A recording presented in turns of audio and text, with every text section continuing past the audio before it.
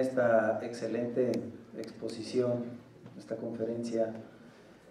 Me hace acordar, Flavia, lo que alguna vez dijo Bourdieu, que si viniera un habitante del futuro en este momento,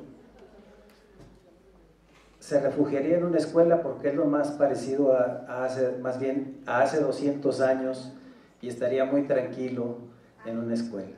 Si viniera un habitante de hace 200 años, se refugiaría en una escuela porque es lo más parecido a hace 200 años.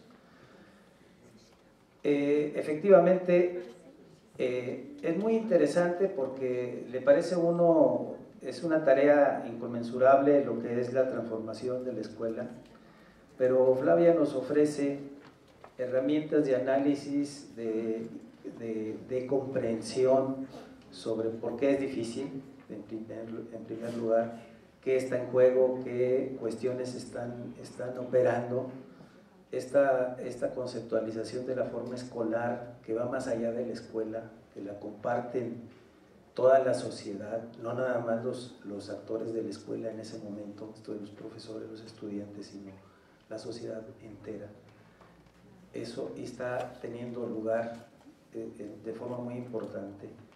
Yo me acordaba cuando estaba en el estado de Guerrero como subsecretario de Educación Superior, y que habríamos preparatoria abierta en la montaña, en lo más alejado, donde hay población que incluso no está escolarizada, pero bueno, sus hijos están avanzando y van a una oferta de preparatoria abierta, y me tocó visitarlos y luego vi a los estudiantes con uniforme y preparando la graduación al final. Esto es cuando dicen, bueno, la prepa abierta no necesita ir con uniforme, puedes ir a cualquier momento una vez que sabes, pero buscando esas formas escolares, porque si no los padres no sentían que iban a la escuela.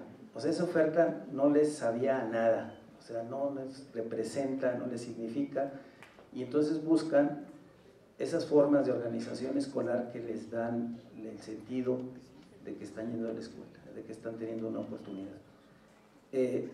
Esto habla de las condiciones en que se está buscando. Pero algo también que este conocimiento que se transmite, también esta herramienta de la gramática escolar, que hace el símil de los investigadores de Estados Unidos, que es como el lenguaje, uno empieza a comprender, bueno, cómo es que se comunica esa identidad de la escuela, que la tienen todos, por un lado. Por otra parte, pues es cierto, las formas organizativas de la escuela, los modelos organizacionales de la escuela, como nos dice Flavia, son más y más variados que las formas, que los modelos pedagógicos. Esto es, por eso estamos en una desventaja, porque se ocurren más modelos organizacionales que soluciones pedagógicas, porque estamos más limitados en los modelos pedagógicos. Ahí es donde tenemos nosotros que avanzar. Como modelos pedagógicos me refiero a ese modelo que debe de responder al aprendizaje en grupo guiado por un maestro. Esa parte, ¿qué tanto tiene que tener modelos también para que sean acordes con los modelos organizacionales? Cuando solo se plantean modelos organizacionales sin modificar, que es lo que nos dice Flavia, entonces estamos frente a una situación en que no va a haber la modificación, la reforma no se va a producir, va a haber una resistencia no atribuible a los maestros, sino atribuible al diseño de la reforma. Y entonces, muchas veces con una reforma uno puede saber antes de que se pilotee a veces que va a fracasar. ¿Por qué? Porque en el diseño no está contenido esa relación que debe existir entre la forma organizacional, el modelo organizacional y el modelo pedagógico. Entonces no digo que desde el diseño se resuelva todo, al contrario, pero muchas veces se pilotea y ya desde antes de pilotearse está el fracaso contenido en eso.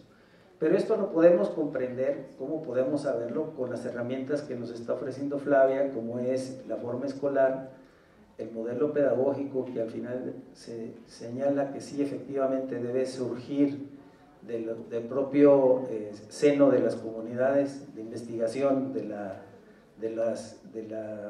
donde se forman los maestros que van a llevar ese modelo pedagógico, y las formas organizacionales, pues esas casi siempre provienen de las propuestas de la política educativa, de los recursos disponibles, de un conjunto de elementos que van definiendo las formas organizacionales que son posibles debido a otros elementos de la política educativa, pero no están comprendiendo necesariamente el modelo pedagógico, el aprendizaje que debe de llevarse a efecto gestionado por el maestro.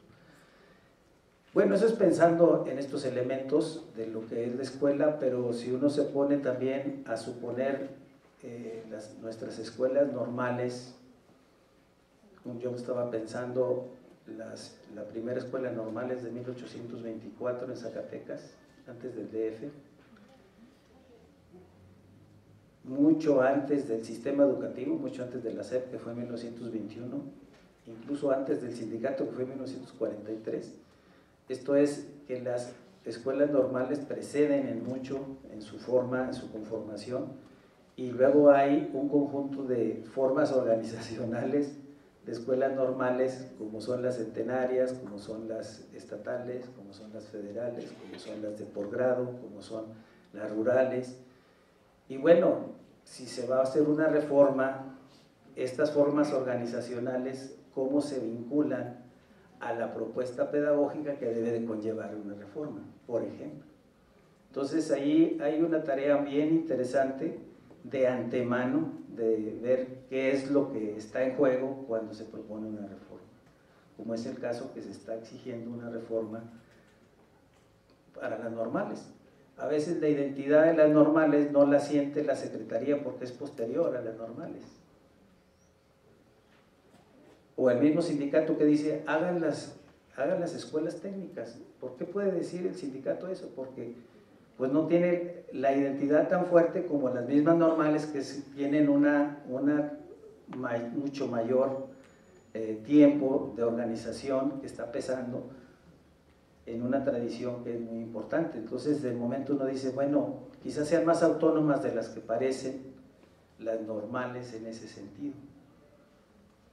Y quizá estas formas que a veces nos pueden asustar, de las formas nuevas, del orden, de cómo deben organizarse, como ya se mencionaba ayer en el PFEN, que podría, quién sabe qué ocurrir, pues no sea tanto riesgo del que a veces pareciera, visto desde fuera, que puede ocurrir.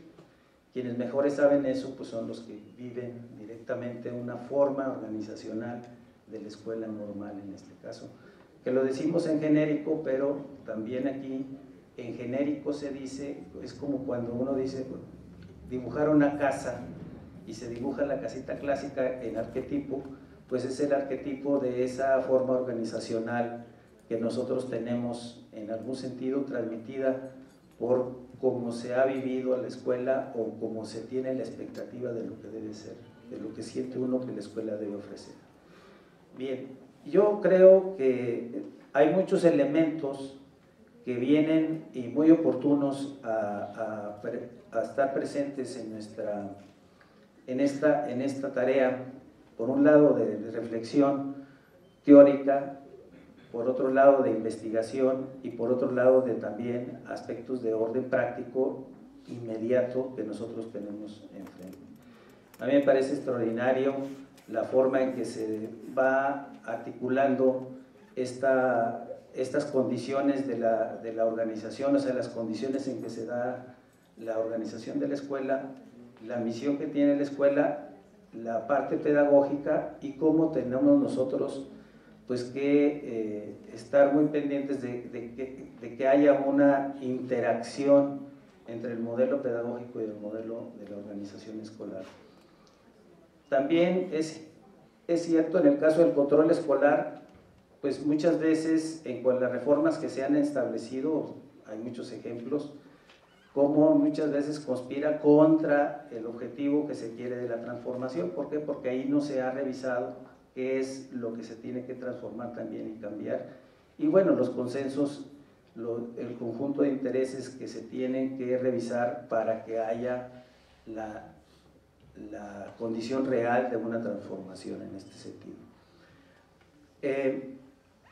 El desarrollo efectivamente de los contenidos de aprendizaje en el aula y las formas en que esto tiene lugar, pues desde luego que hay muchas estrategias que pueden ser incorporadas. Nosotros tenemos, por ejemplo, las escuelas multigrado,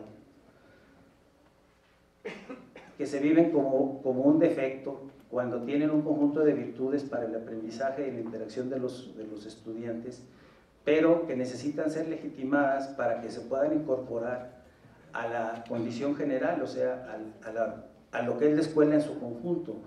Y esas condiciones, pues muchas veces que se tienen como una posibilidad de aprendizaje en escuelas multigrado y otros modelos de organización que solo son posibles de esa forma para poder establecer esas escuelas, pero que se pueden obtener, pues debe haber una receptividad del profesor para que no viva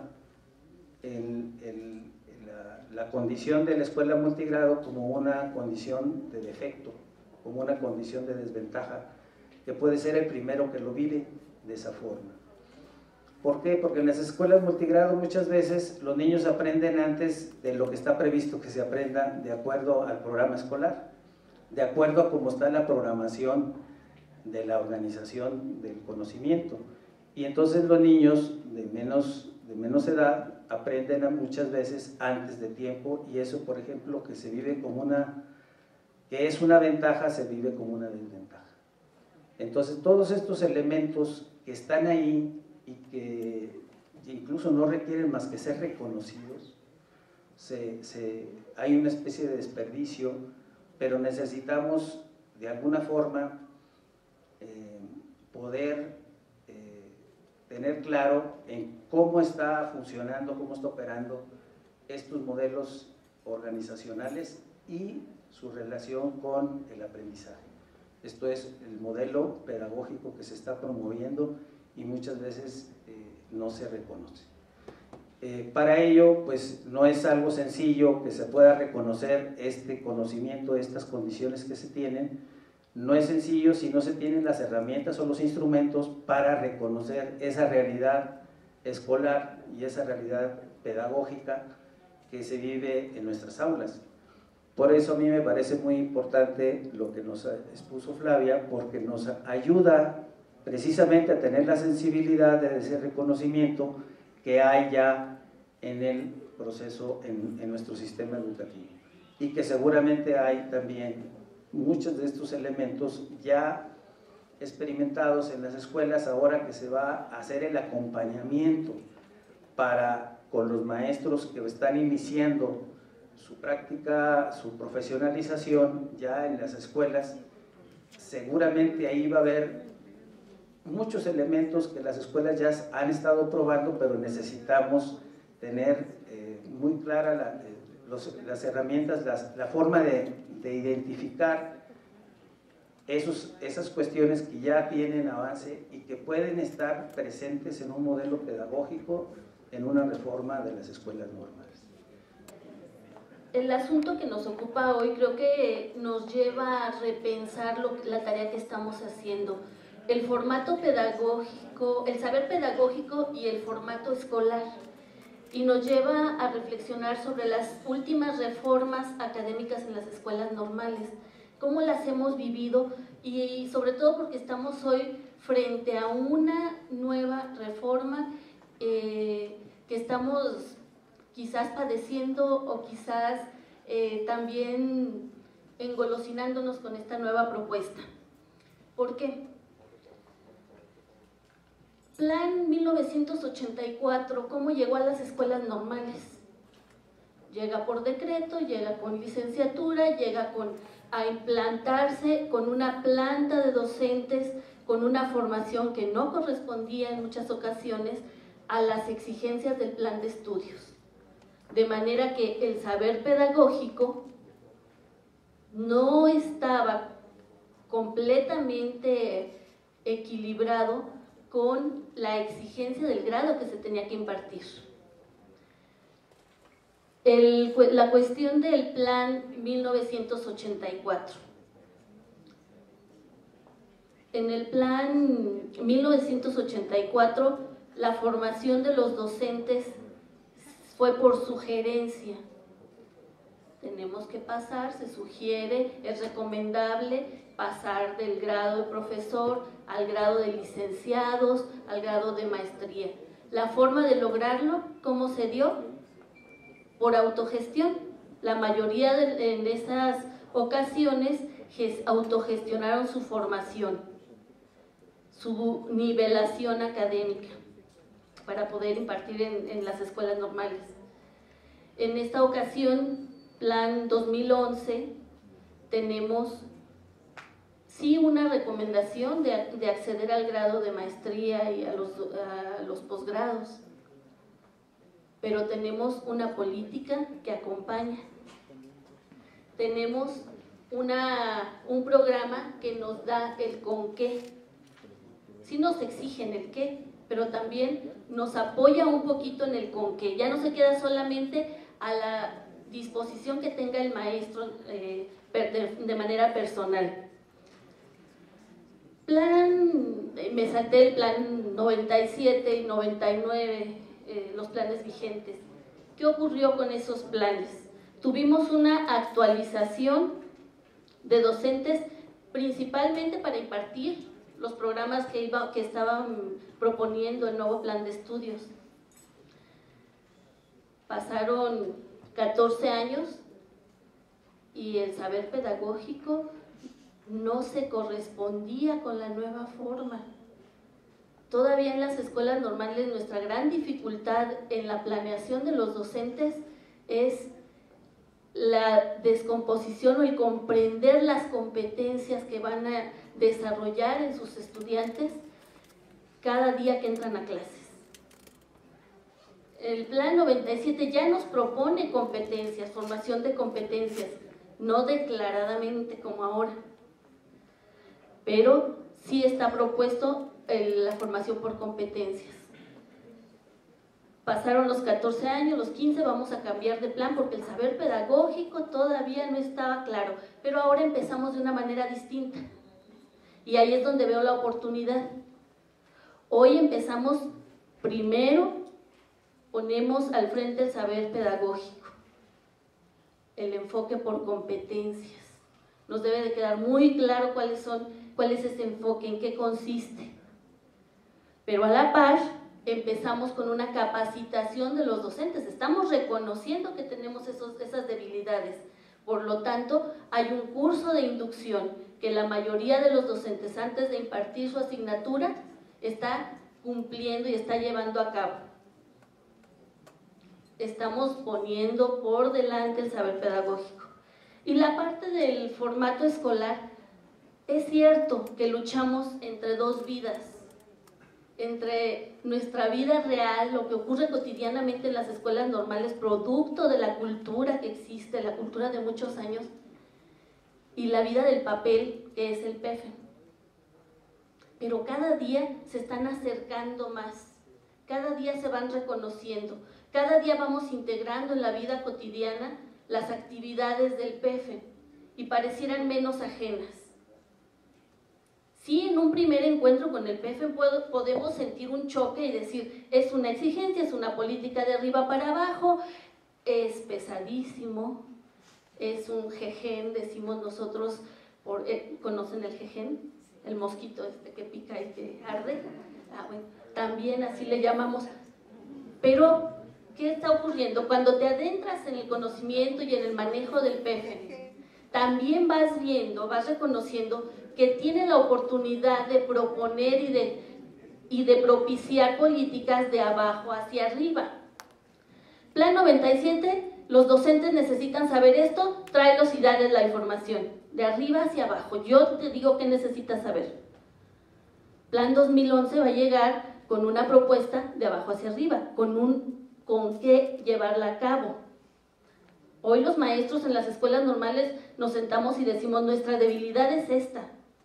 Nuestra debilidad en la academia de séptimo y de octavo semestre tiene que ver con la vinculación con las escuelas de educación básica, y vamos a organizar una reunión con tutores y establecemos hasta un sistema de formación de tutores y con tutores, pero tenemos una política y un programa que nos da el con qué, porque antes, recuérdenlo, ni para café teníamos a veces.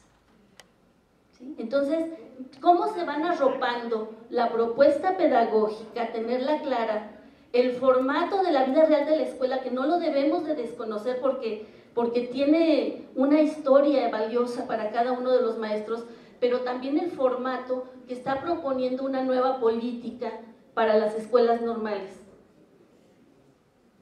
Nos está ayudando a lograr que esa política de abajo hacia arriba, los maestros seamos los que decimos, en mi escuela me hace falta un aula de cómputo, en mi escuela me hace falta, bueno, ¿con qué nos enfrentamos en un momento? Con que conectabas la grabadora y se te caía la electricidad de toda la escuela y se apagaba la computadora. Pero ahora si nosotros lo reconocemos de abajo hacia arriba, qué debilidades tenemos en la escuela, entonces proponemos, planteamos en PEFEN, los recursos son finitos lamentablemente y las necesidades infinitas, ¿sí? Pero gradualmente tenemos la manera o tenemos por lo menos una ventana donde voltear. La electricidad se quemó, ¿volteó a dónde? Al PEFEN. Porque en la administración en los estados también tenemos muchos años en los que no hemos tenido un financiamiento. Se garantiza el salario de los maestros, pero un financiamiento exprofeso para la infraestructura, para la capacitación, para la dotación de mobiliario, de equipo en las escuelas normales, no lo hemos tenido si no fuera a través del PEFEN. De manera que yo quisiera que de esta tarea nos quedáramos con una idea de confianza y regresáramos a nuestras escuelas con esa confianza de que el director no está solo, el director está acompañado de una política pública, que no la sufra, o que la sufra y que le empiece a encontrar el gusto, que se allegue amigos, porque siempre acabamos haciendo el PEFEN, como dicen, con los amigos. Dice una compañera directora en la escuela, se me acaban los amigos, ¿sí? Pero sacamos adelante el trabajo, porque el director solo no podría cambiar la escuela, porque la dirección estatal tampoco podría cambiar la escuela de una manera sola, ni el formato ni el saber pedagógico, porque la política por sí misma nos queda muy claro que tampoco va a actuar si no somos los seres humanos y los que amamos a la profesión docente los que le damos vida en las escuelas normales. Esta es, pues, para mí, desde mi punto de vista, una tarea de ganar-ganar, generando una sinergia en la que podamos llevar a las escuelas y lograr las escuelas con las que soñamos siempre. La mejor escuela normal que forma a los excelentes licenciados en educación. Con esto concluyo. Muchas gracias por su atención.